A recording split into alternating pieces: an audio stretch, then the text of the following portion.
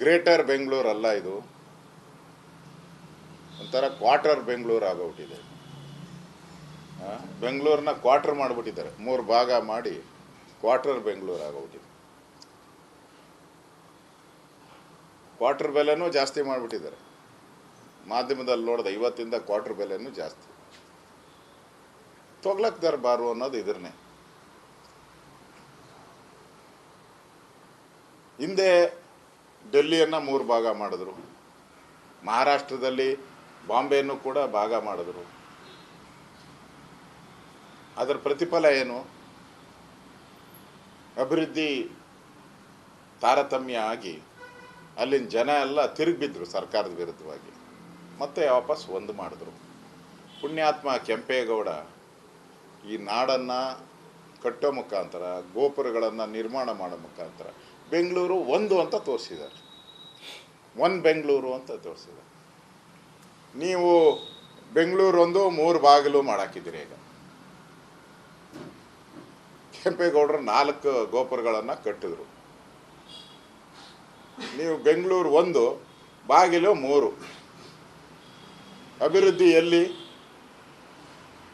ಈಗ 110 ಹಳ್ಳಿ ಬೆಂಗಳೂರಿಗೆ ಸೇರ್ತು 2006ರಲ್ಲೇನೆ. ನಾವು ನಮ್ಮ ಸರ್ಕಾರ ಇದ್ದಾಗ 2006, 7, 8ರಲ್ಲಿ ನಾನೇ ಅವಾಗ ಇನ್ಚಾರ್ಜ್ ಮಿನಿಸ್ಟರ್ ಆಗಿದ್ದೆ. ನಾನು ಇನ್ಚಾರ್ಜ್ ಮಿನಿಸ್ಟರ್ ಆಗಿದ್ದೆ, ಕುಮಾರಸ್ವಾಮಿ ಅವರು ಮುಖ್ಯಮಂತ್ರಿ ಆಗ. ಆ ಸಂದರ್ಭದಲ್ಲಿ ನಾವು ಇದನ್ನು ಮಣ್ಣೆ ಮಾಡಿದ್ರಿ. ಇನ್ನೂ ನೀವು 110 ಹಳ್ಳಿಗೆ ನೀರು ಕೊಡೋಕ್ಕೆ ಆಗಿಲ್ಲ. ನಮಗೆ ಕಾವೇರಿ ನೀರೇ ಕೊಡೋಕ್ಕಾಗಿಲ್ಲ. ಇನ್ನೂ ಅದಕ್ಕೆಲ್ಲ ಕೊಡಬೇಕಾದ್ರೆ ಇನ್ನೊಂದು 10 ವರ್ಷ ಬೇಕು.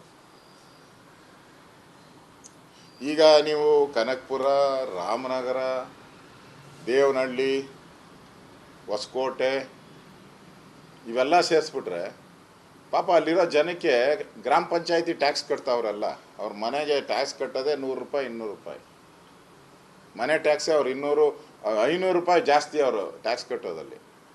ಒಂದೇ ಬಾರಿ ಅವ್ರಿಗೆ 20,000, 30,000 ಅಂತ ಹೇಳಿದ್ರೆ ಅವ್ರೇನು, ಆ ಜನ ಎಲ್ಲ ಎಲ್ಲಿ ಹೋಗ್ತಾರೆ? ಕಟ್ತಾರೆ ಟ್ಯಾಕ್ಸ್ ಅವರು.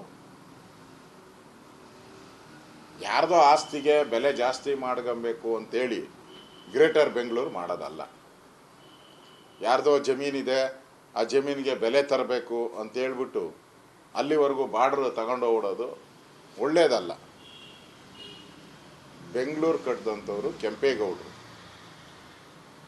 ಬೆಂಗಳೂರನ್ನು ಒಡೆದ್ರೆ ಕೆಂಪೇಗೌಡರಿಗೆ ದ್ರೋಹ ಬಗ್ದಂಗೆ.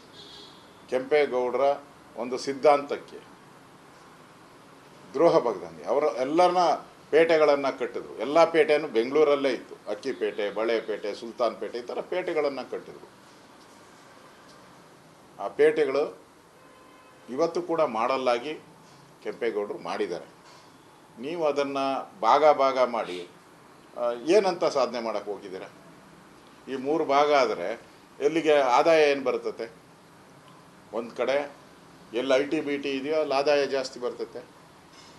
ಈ ಪಶ್ಚಿಮದ ಭಾಗ ಏನಿದೆ, ಪಶ್ಚಿಮ ಭಾಗಕ್ಕೆ ಆದಾಯನೇ ಬರಲ್ಲ ಅವ್ರಿಗೆ. ಬಿಲ್ಡಿಂಗಿಗೆ ಸುಣ್ಣ ಹೊಡೆಯೋಕ್ಕೂ ಅವ್ರ ಹತ್ರ ದುಡ್ಡು ಇರಲ್ಲ. ಎಲ್ಲಿ ಕೊಡ್ತಿರೋ ದುಡ್ಡು?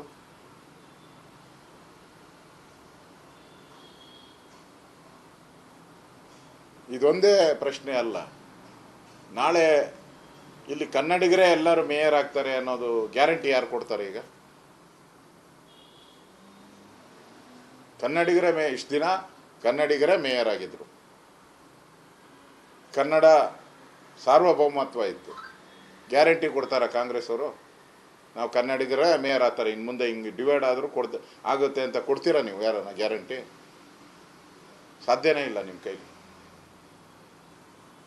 ಮತ್ತು ಬೆಂಗಳೂರಿಗೆ ಒಂದು ಬ್ರ್ಯಾಂಡ್ ಬೆಂಗಳೂರಿತ್ತು. ನಾವೆಲ್ಲ ಈ ಭಾರತದಲ್ಲಿ ಯಾವುದೇ ಮೂಲೆಯಲ್ಲಿ ಹೋದ್ರು ಬೆಂಗಳೂರು ಅಂದರೆ ಬೆಂಗಳೂರು ಅಂತ ಕಣ್ಣು ಅಗಲಿಸಿ ನೋಡ್ತಾ ಇದ್ರು ನಮ್ಮನ್ನೆಲ್ಲ. ಅಮೇರಿಕಾದ ಅಧ್ಯಕ್ಷ ಮಾತಾಡಿರೋದನ್ನು ನಾನು ಕೇಳಿದ್ದೀನಿ, ಟ್ರಂಪ್ ಮಾತಾಡಿರೋದು ಕೇಳಿದ್ದೀನಿ ನಾನು, ಲಂಡನ್ನ ಪ್ರೈಮ್ ಮಿನಿಸ್ಟರ್ ಮಾತಾಡಿರೋದನ್ನು ನಾನು ಕೇಳಿದ್ದೀನಿ. ಬೆಂಗಳೂರು ಅಂತ ಹೇಳ್ತಾರೆ. ನಮ್ಮ ದೇಶದಲ್ಲಿ ಯಾವುದಾದ್ರೂ ಸಿಟಿ ಬಗ್ಗೆ ಈ ಥರದ ಅಮೇರಿಕಾದ ಅಧ್ಯಕ್ಷ ಮಾತಾಡಿರೋದನ್ನು ನೋಡೋಕ್ಕೆ ಸಾಧ್ಯನೇ ಇಲ್ಲ. ಬೆಂಗಳೂರು ಬಗ್ಗೆ ಮಾತಾಡಿದ್ದಾರೆ, ಬೆಂಗಳೂರು ಅಂತ ಹೇಳಿದ್ದಾರೆ. ಇವರು ತಿಮ್ಮಪ್ಪನ ಬೆಂಗಳೂರು, ಬೊಮ್ಮಪ್ಪನ ಬೆಂಗಳೂರು ಈ ಥರ ಮಾಡ್ಕೊಂಡು ಹೋದರೆ ವಿದೇಶದಲ್ಲಿ ಏನಂತ ಹೇಳ್ತೀರಾ ನೀವು ಹೋಗಿ? ಯಾವ ಬೆಂಗಳೂರು ಅಂತ ಹೇಳ್ತೀರಾ? ಮುಂದೆ ಇನ್ಯಾರು ಬಂದು ತಲೆ ಕೆಟ್ಟವರು ಇನ್ನೊಂದು ಹೆಸರು ಕೊಟ್ಬಿಡ್ತಾರೋ ಬೆಂಗಳೂರನ್ನ ತೆಗೆದಾಕಿ. 3 ಭಾಗ ಹೆಂಗೂ ಮಾಡಿದ್ದೀರಾ, ಏನೇನೋ ನಿಮ್ಮ ಮನ್ಸಿಗೆ ಬಂದಿದ್ದ ಹೆಸರುಗಳೆಲ್ಲ ಕೊಟ್ಕೊಂಡ್ರೆ ಆಮೇಲೆ ಬೆಂಗಳೂರು ಕತೆ, ಕೆಂಪೇಗೌಡರ ಕತೆ ಏನು, ಬೆಂಗಳೂರು ಕಡ್ದಂಥ ಕೆಂಪೇಗೌಡರ ಕತೆ ಏನಾಗಬೇಕು? ಅವರ ವಿಚಾರಗಳು, ಅವರ ಸಿದ್ಧಾಂತಗಳು, ಅವರ ಮಾಡಲ್ಲು ಎಲ್ಲ ಗಾಳಿಗೆ ತೂರ್ಬಿಡ್ತೀರ ನೀವೆಲ್ಲ. ಇದನ್ನು ಯಾವುದೇ ಕಾರಣಕ್ಕೂ ಅಭಿವೃದ್ಧಿ ದೃಷ್ಟಿಯಿಂದ ಒಳ್ಳೆಯದಲ್ಲ. ಈ ಏನು ರಾಜೀವ್ ಗಾಂಧಿ ಆ ಸಂದರ್ಭದಲ್ಲಿ 74th ಅಮೆಂಡ್ಮೆಂಟ್ ಕರೆಕ್ಟ್ ಅಲ್ವನಪ್ಪ, ಅಮೆಂಡ್ಮೆಂಟ್ ತಂದು ಸ್ಥಳೀಯ ಸಂಸ್ಥೆಗಳಿಗೆ ಅಧಿಕಾರ ಕೊಟ್ಟಿದ್ರು. ಈಗ ಅಧಿಕಾರ ಕಸ್ಕೊಂಡು ಮುಖ್ಯಮಂತ್ರಿನ ಅದಕ್ಕೆ ಅಧ್ಯಕ್ಷರು ಮಾಡಿಬಿಟ್ಟಿದ್ದೀರ. ಏನು ಮುಖ್ಯಮಂತ್ರಿ ಎಲೆಕ್ಟ್ ಆಗ್ಯವರ? ಇದರಿಂದ ಕಾರ್ಪೊರೇಷನ್ನಿಂದ ಎಲೆಕ್ಟ್ ಆಗವರ? ಏನೂ ಇಲ್ಲ, ಪೂರ್ತಿ ಅಧಿಕಾರ ಅವ್ರಿಗೆ ಕೊಟ್ಬಿಟ್ಟಿದ್ದೀರ. ಇರೋ ಸಭೆನೇ ಮುಖ್ಯಮಂತ್ರಿ ಕೈಲಿ ಮಾಡೋಕ್ಕಾಗ್ತಾ ಇಲ್ಲ.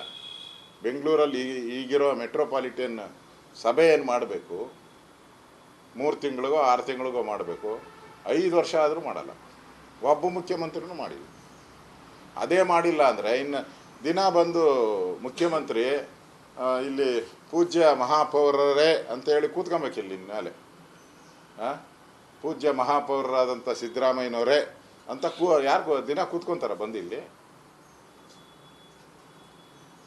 ಡೆಮಾಕ್ರಸಿಯಲ್ಲಿ ಸ್ಥಳೀಯ ಸಂಸ್ಥೆಗಳಿಗೆ ತನ್ನದೇ ಆದಂಥ ಒಂದು ಅಧಿಕಾರ ಇದೆ. ಗ್ರಾಮ ಪಂಚಾಯತಿ, ಜಿಲ್ಲಾ ಪಂಚಾಯತಿ, ಪುರಸಭೆ, ನಗರಸಭೆಗಳು ಇವೆಲ್ಲ ಅದಕ್ಕೆ ಅಧಿಕಾರ ಇದೆ. ಸಂವಿಧಾನದ ದತ್ತವಾದಂಥ ಅಧಿಕಾರ ಅದು. ಅದಕ್ಕೆ ಕಲ್ಲಾಕ್ಬಿಟ್ರಿ ನೀವು.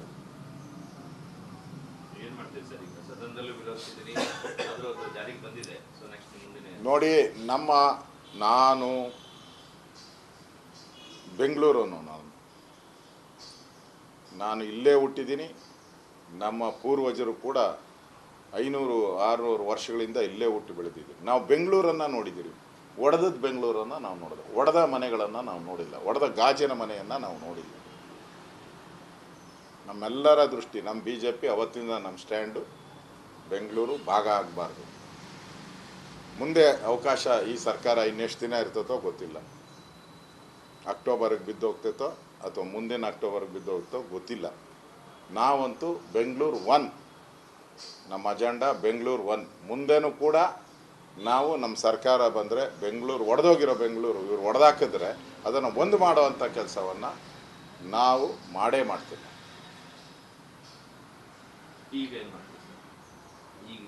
ಈಗ ಕಾನೂನು ರೀತಿ ಹೋರಾಟಕ್ಕೆ ಈಗ ಬೆಳಗ್ಗೆ ನಾನು ಮಾತಾಡಿದ್ದೀನಿ. ನಮ್ಮೆಲ್ಲ BJP ಬೆಂಗಳೂರಿನ ಮುಖಂಡರ ಜೊತೆ ಮಾತಾಡಿದ್ದೀನಿ.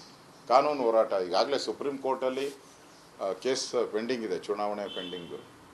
ಇಲ್ಲೂ ಕೂಡ ಹೋರಾಟವನ್ನು ಮಾಡ್ತೀವಿ. ಈ ಬೆಂಗಳೂರು ವಿಭಜನೆ ಮಾಡೋ ಮುಖಾಂತರ ಅಭಿವೃದ್ಧಿ ಒಂದು ಸೈಡ್ ಅಭಿವೃದ್ಧಿ ಆಗ್ತದೆ, ಇನ್ನು 2 ಕಡೆ ಅಭಿವೃದ್ಧಿ ಶೂನ್ಯ ಆಗ್ತದೆ.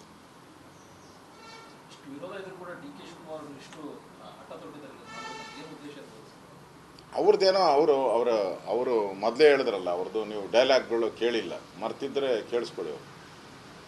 ಅವರು ಹೇಳಿದ್ದಾರೆ, ನಾನು ಫಸ್ಟ್ ಬಿಸ್ನೆಸ್ ಮ್ಯಾನ್, ಆಮೇಲೆ ಎಜುಕೇಷನಿಸ್ಟ್, ಆಮೇಲೆ ನಾನು ಪೊಲಿಟಿಷಿಯನ್ ಅಂತ ಹೇಳಿದ್ದಾರೆ. ಆ ಡೈಲಾಗೇ ಹೊಡೆದಿದ್ದಾರೆ ಅವರು. ಅದರಿಂದ ಅವ್ರಿಗೇನು ಬೆನಿಫಿಟ್ ಆಗುತ್ತೋ ಅದನ್ನು ಮಾಡ್ಕೊಂಡಿದ್ದಾರೆ ಅಷ್ಟೇ. ಅದಕ್ಕೆ ಎತ್ಕಡ್ತಾ ಇದ್ದಾರೆ ರಾಮನಗರದನ್ನ, ಕನಕಪುರದವ್ರನ್ನೆಲ್ಲ. ನಿಮ್ಮ ಬೆಲೆ ಜಾಸ್ತಿ ಆಗ್ಬಿಡ್ತತೆ, ನಿಮ್ಮ ಜಮೀನು ಬೆಲೆ ಅಂದರೆ ಜಾಸ್ತಿ ಆಗ್ತದೆ ಅಂದರೆ ಮಾರ್ಗಳ್ರಿ ಅಂತನಾ?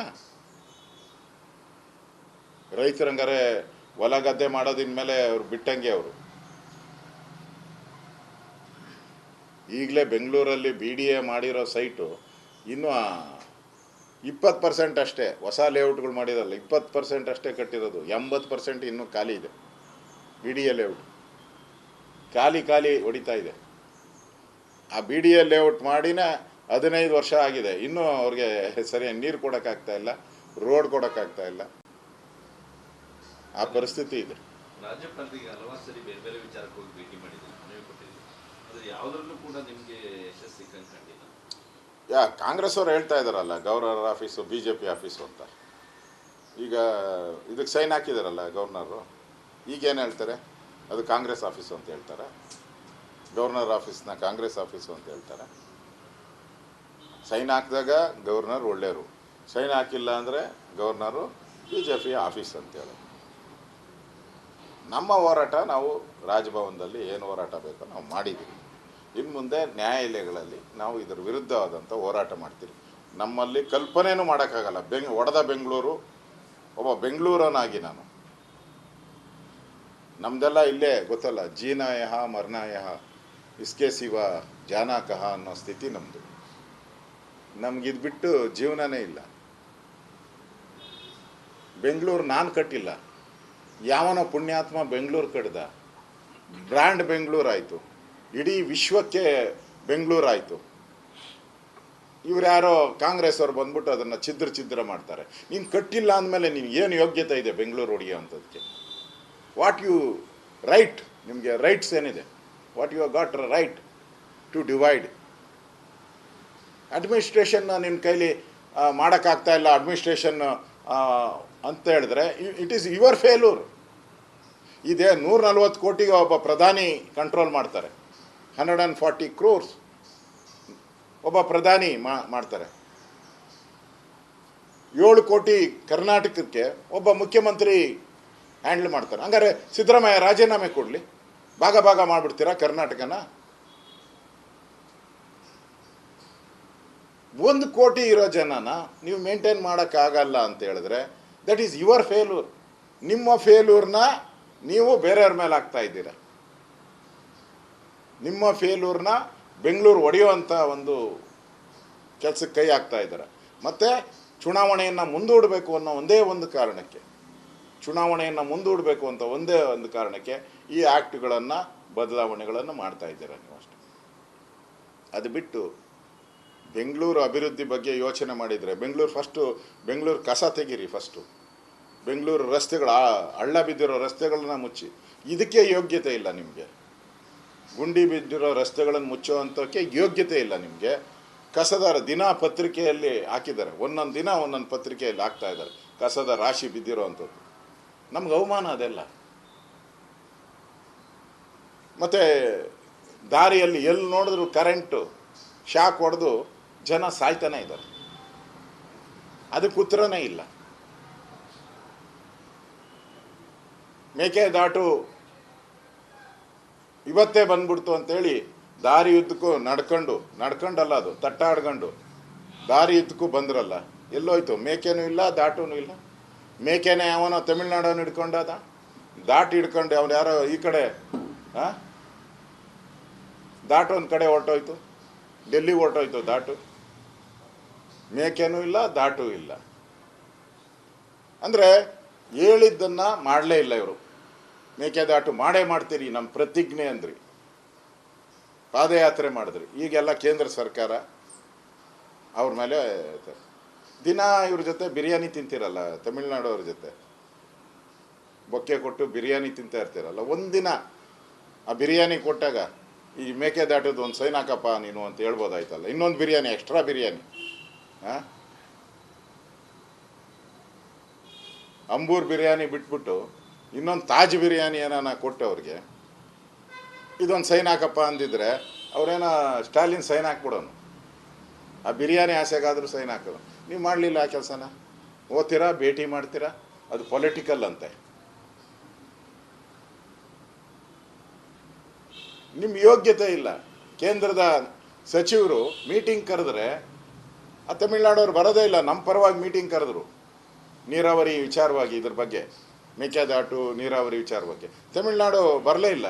ಒಂದು ಫೋನ್ ಮಾಡಿ DK ಶಿವಕುಮಾರ್ ಅವರು, ಸಿದ್ದರಾಮಯ್ಯನವ್ರು ಫೋನ್ ಮಾಡಿ, ಬ್ರದರ್, ಯಾಕಂದರೆ ಇಲ್ಲಿ ಕುಕ್ಕರ್ ಬ್ಲಾಸ್ಟ್ ಬಾಂಬ್ ಹಾಕಿದವ್ರನ್ನೆಲ್ಲ ಬ್ರದರ್ ಅಂದ್ರಲ್ಲ, ಹಂಗೆ ಒಂದ್ಸರಿ ಸ್ಟಾಲಿನವನು brother, where are you brother, please attend the meeting ಅಂದ್ಬಿಟ್ಟಿದ್ರು. ಬಂದ್ಬಿಟ್ಟಿರೋರು, ಸಾಲ್ವ್ ಔಟಿರೋದು ಪ್ರಾಬ್ಲಮ್ಮು. ಒಂದು ಫೋನ್ ಹಾಕ್ತೀರಾ? ಹಾಕಲ್ಲ. ಇಲ್ಲಿ ನನ್ನ ಇದು ಏನು ಮೇಕೆದಾಟು ನದಿಗೆ ಹೋಗಿ ಸ್ನಾನ ಮಾಡಿದ್ದೆ, ಅದಕ್ಕೇನೋ ಪೂಜೆ ಮಾಡಿದ್ದು, ಆರತಿ ಮಾಡಿದ್ದು ಮಾಡ್ತಿದ್ದೆ. ಪುಣ್ಯಾತ್ಮ ಆರತಿನ ತಗೊಂಡೋಗಿ ಆ ಸ್ಟಾಲಿನ್ಗೊಂದ್ಸರಿ ಮಾಡಿಸ್ಬಿಡು. ಹಂಗಾದ್ರೂ ಏನೋ ವರ ಕೊಡ್ತಾನೋ ನೋಡೋಣ ಸ್ಟಾಲಿನ್. ಏನಾಯಿತು? ಪೂಜೆನೂ ಗೋವಿಂದ. ಆ ಪಂಚೆ, ಆ ಒಂದು ಬನಿಯನ್ನು ಏನೇನೋ ಹಾಕ್ಕೊಂಡಿದ್ರಲ್ಲ ರೈತರ ಥರ, ಎಲ್ಲೋಯ್ತು ಅದೆಲ್ಲ? ನನಗನ್ಸ್ತತೆ ನಾನು ಡಿ ಕೆ ಶಿವಕುಮಾರ್ ಅವ್ರಿಗೆ ವಿನಂತಿ ಮಾಡ್ತೀನಿ, ಆಗ್ರಹ ಮಾಡ್ತಾ ಇದ್ದೀನಿ, ಇನ್ನೊಂದು ಸರಿ ನೀವು ಪಾದಯಾತ್ರೆ ಮಾಡಬೇಕು. ರಾಜ್ಯದ ಜನತೆಗೋಸ್ಕರ ಇನ್ನೊಂದು ಸರಿ ಪಾದಯಾತ್ರೆ ಇಲ್ಲಿಂದ ತಮಿಳ್ನಾಡುವರೆಗೂ ದಯವಿಟ್ಟು ಪಾದಯಾತ್ರೆ ಮಾಡಬೇಕು. ನಿಮ್ಗೆ ನಿಜವಾದ ಈ ಮೇಕೆದಾಟು ಬಗ್ಗೆ ನಿಮಗೆ ಕಾಳಜಿ ಇದ್ದರೆ ಇಲ್ಲಿ ಮಾಡಿದ್ರಲ್ಲ ಪಾದಯಾತ್ರೆ, ಅದು ಕೋವಿಡ್ ಅಂತ ಕಷ್ಟದ ಸಂದರ್ಭದಲ್ಲಿ ಜನ ಸಾಯ್ತಾ ಇದ್ದಾರೆ, ದಿನ 100 ಜನ ಸಾಯ್ತಾ ಇದ್ದಾರೆ. ಅಂಥ ಸಂದರ್ಭದಲ್ಲಿ ಮಾಡಿದ್ದೀರಾ ನೀವು, ಕಷ್ಟ ಬಿದ್ದು. ಈಗ ಒಂದ್ಸರಿ ಸುಖವಾಗಿದ್ದೀರಾ, ನೆಮ್ಮದಿಯಾಗಿದ್ದೀರಾ. ಈಗ ಒಂದ್ಸರಿ ಅಲ್ಲಿ ಕನಕಪುರದಿಂದ ತಮಿಳ್ನಾಡವರೆಗೂ ಒಂದು ಪಾದಯಾತ್ರೆ ಮಾಡಿ ಆ ತಮಿಳ್ನಾಡಿನ ಸ್ಟಾಲಿನ್ನ ಒಪ್ಪಿಸಿ ಬನ್ನಿ. ಆವಾಗ ನೀವು ಬೆಂಗಳೂರು ಬಗ್ಗೆ ನಿಮ್ಗೆ ಕಾಳಜಿ ಇದೆ, ಬೆಂಗಳೂರು ಬಗ್ಗೆ ನಂಬಿಕೆ ಇದೆ, ನೀವು ಹೇಳ್ದಂಗೆ ನಡ್ಕೊಂತೀರಾ ಅಂತ ಅನಿಸುತ್ತೆ. ಇಲ್ಲ ಅಂದರೆ ಈ ಬೆಂಗಳೂರನ್ನು ದಯವಿಟ್ಟು ಹಾಳು ಮಾಡಬೇಡಿ. ಯಾರೋ ಪುಣ್ಯಾತ್ಮ ಕೆಂಪೇಗೌಡ, ಆ ಲಕ್ಷ್ಮೀದೇವಿ ಸೊಸೆ ಈ ಬೆಂಗಳೂರನ್ನು ಕಟ್ಟುವಂಥದ್ದಕ್ಕೆ ತ್ಯಾಗ ಮಾಡಿದಾಳ ಆ ತಾಯಿ. ಅಂಥ ಬೆಂಗಳೂರನ್ನ ಒಡೆದ್ರೆ ನಿಮ್ಮ ಕಾಂಗ್ರೆಸ್ಗೆ ನರಕ, ಅದೇನೋ ಇದ್ರ ನರಕ ಅಂತಾರಲ್ಲ, ಆ ನರಕನೇ ಸಿಕ್ಕದು ನಿಮಗೆ. ನರಕದಲ್ಲೂ ನಿಮ್ಗೆ ಸ್ಥಳ ಸಿಗಲ್ಲ. ಬೆಂಗಳೂರನ್ನ ಒಡೆಯುವಂಥ ಪಾಪದ ಕೆಲಸವನ್ನು ನೀವು ಮಾಡಿದ್ದೀರ. ಮುಂದೆ ಬೆಂಗಳೂರು ಜನ, ಬೆಂಗಳೂರಿನ ನಾಗರಿಕರು, ಯಾರು ಬೆಂಗಳೂರನ್ನು ಪ್ರೀತಿಸ್ತಾರೆ ಆ ನಾಗರಿಕರು, ಅವ್ರ ಶಾಪ ನಿಮಗೆ ತಟ್ಟದೇ ಬಿಡಲ್ಲ.